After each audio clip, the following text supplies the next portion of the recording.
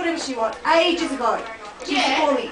Yeah. No. And if I want to call her up for one time, if I want to call her up, I think I can.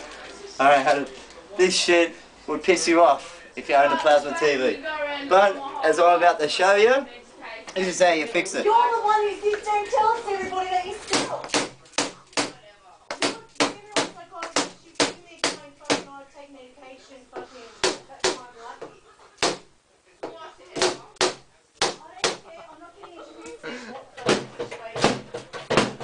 I've been asked what's going on, and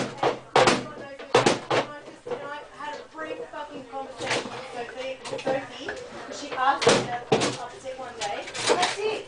If the whole class knows, we'll be doing it. This is why I said to you, to just get it in class. This is why I said to you, I don't want to talk to you any fucking stupid kids.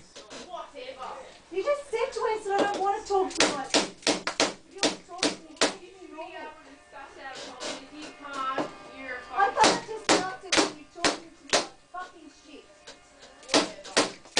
You started attacking me with your words, and I can't talk to you any like that. That's it.